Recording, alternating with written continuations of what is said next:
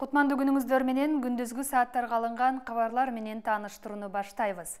Аксы райондук жалпы дарыгерлик практика борборунун төрөт бөлүмүнүн акушер-гинекологу опузалап талап кылган акчасын алып жатканда кармалды.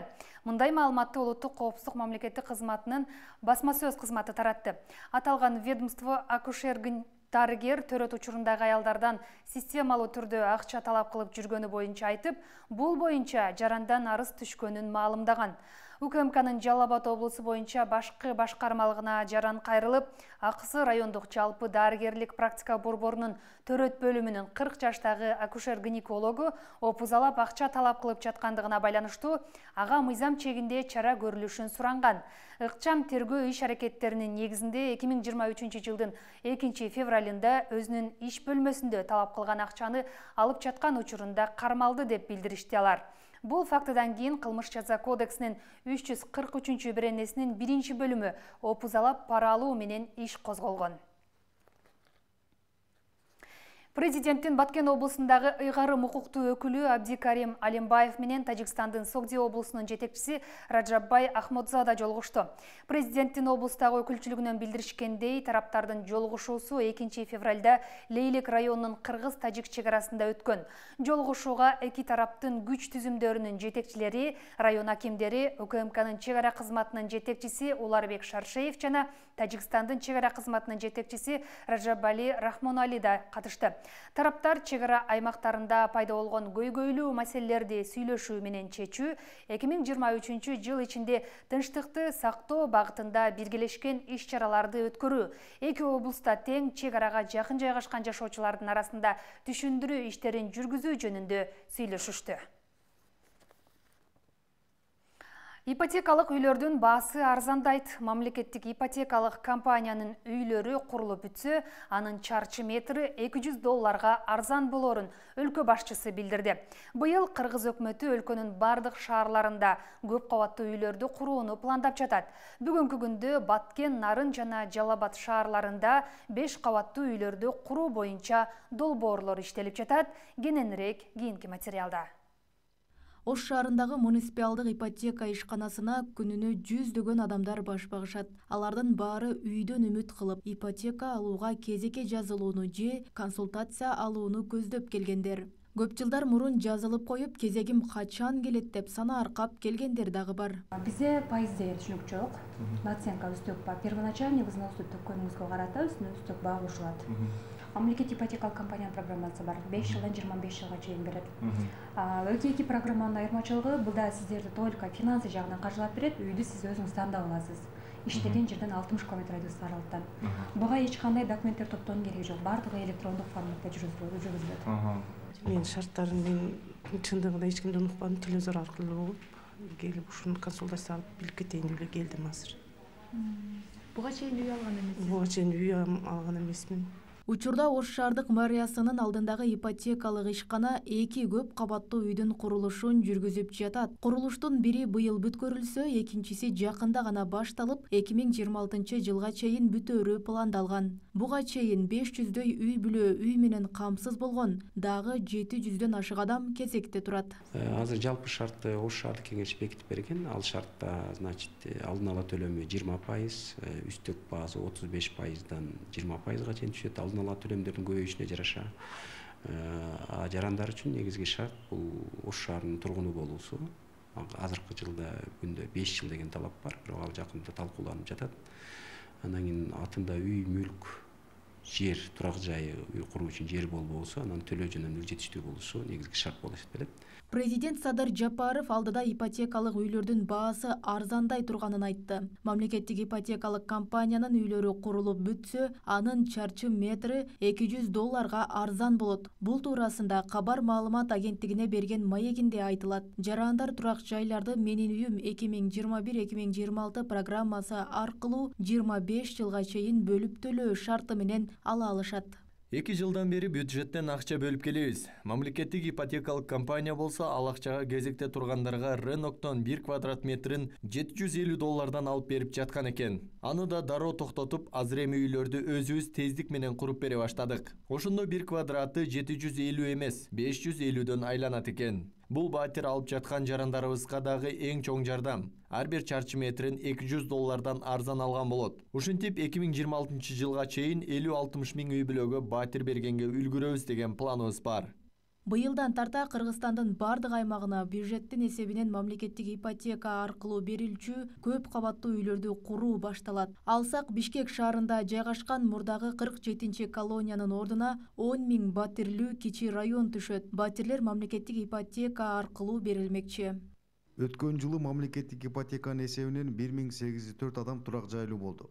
Электрондук порталда 56.800 жаран кезекте турат. Анын ичинен 19.695 жарандын тизмеси мамлекеттик ипотекалык компания тарабынан бекитилген. Кезектеги 9.100 жарандын документтери банктардын кароосунда турат.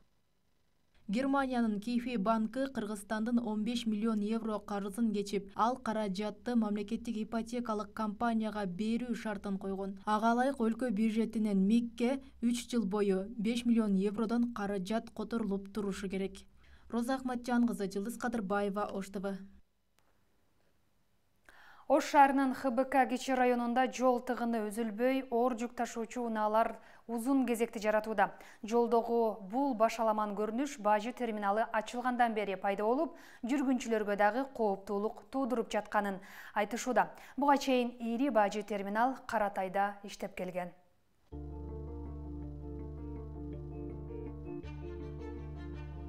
Келсең мына крандары же жүгүн түшүрүп бере албайт. Кирсеңиз таар, мына ушул жерде турабыз да.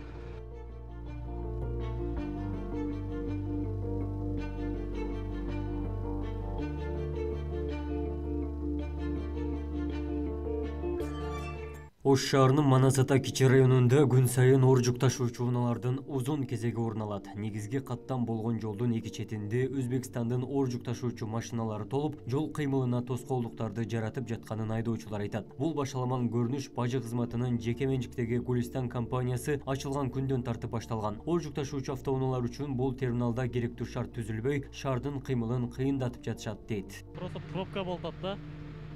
Ошол Каратайга барган чиреңиздер.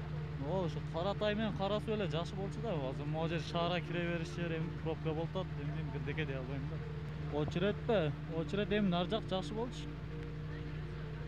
Мисалы эми могу жерде көрүп атпайсыңбы, пробка болуп. Келсең мына крандары же жүгүн түшүрүп бере албайт. Кирсеңиз таар, мына ушул жерде турабыз да. Ушул жерге келишке ошол жерден ана баштан ушул жерге келишке бир саат убактыбыз кетип атат. Бизге бир шарт түзүп бере турган биз ойноп жүргөнүбүз жок да, жолдогу азабыбыз өзү жетиштүү бизге. Ошо бир мындай жогору жактагыларга ушуну чече турган бизде адамдар барбы? Бирле биз Кыргызстанга каттабайбыз, бизди бир ачындырган нерсе мамлекеттин өзүнүн бир 4 гектар бир чекеде жери жокпу? Частный бир стоянкага бир кайсы бир складкага алып келип тыга берет.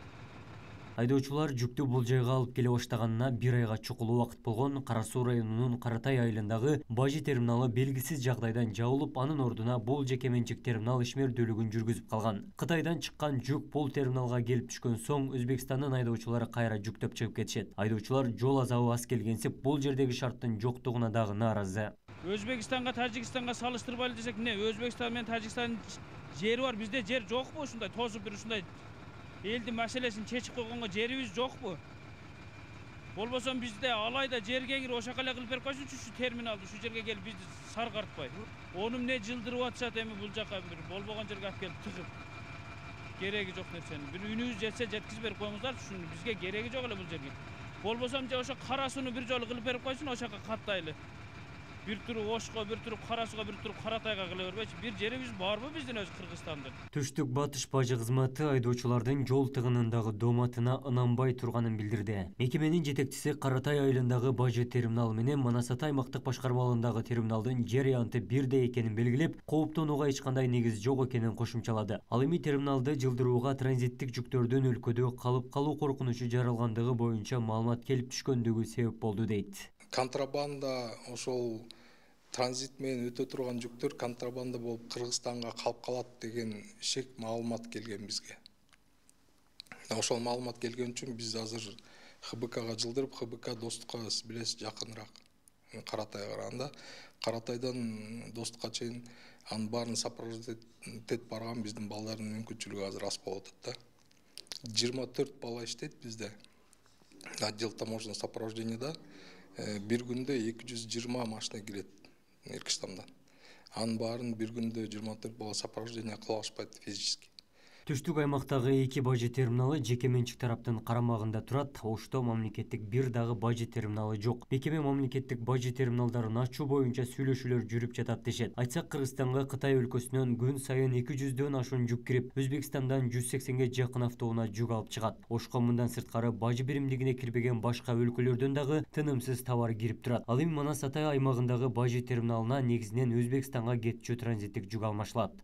Абдумалик Базарбаев, Бектур Мойдонов, Ош ТВ. Бишкектин Свердлов районунун администрациясы менен аталган райондогу ири кафе ресторандардын өкүлдөрү өз ара түшүнүшүү боюнча макулдашууга келишкенин мэрия билдирди. Акимчилик Жибек жолу, Фаризат, Мансур кафелери, Гранат чайханасы, Ават банкет залы жана башка ири кафелердин өкүлдөрү менен жолугушкан. Макулдашууга ылайык аталган жайлар ысырапка жол берчү, масштабтуу той топур, аш, Куран окутуу сыяктуу иш-чараларды пландаган тургундарга кызмат көрсөтпөйт. Сүйлөшүү учурунда кафе ресторан ээлери президенттин үй бүлөлүк салттарды жана эскерүү зыйнаттарын жөнгө салуу боюнча чаралар тууралуу жарлыгын ишке ашыруу максатындагы акимчиликтин аракетин толугу менен колдоп беришкен деп айтылат маалыматта. Мындай жолугушуу Ленин районундагы да өткөрүлөт. Райондун акими Руслан Тагаев президенттин жарлыгын эске салганы айтылды. Ишкерлер мечит өкүлдөрүн да чакырып, алардын диний жөрөлгөлөрдү өткөрүүнүн жана орозо учурунда ооз ачуу тартибин түшүндүрүп берүүсүн өтүнүшкөн. Маданият, маалымат жана спорт саясаты министрлиги Рыспай Абдыкадыров атындагы Ош облустук филармониясынын директору бош кызмат ордуна документ кабыл алууну жарыялады. Министрликтин маалыматына ылайык, филармониянын директорунун кызмат ордуна төмөндөгүдөй квалификациялык талаптар коюлган. Маданият жана искусство багыты боюнча жогорку кесиптик билими, жетекчилик кызматтарда иш стажы 2 жылдан кем эмес же гуманитардык, педагогикалык, экономика жана башкаруу багыттары боюнча жогорку кесиптик билими, маданият жана искусство чөйрөсүндө иш стажы 3 жылдан кем эмес. Бардык документтерди папкага тиркеп, маданият, маалымат, спорт жана жаштар саясаты министрлигинин адам ресурстарынын башкаруу бөлүмүнө 13 февралга чейин тапшыруу керек.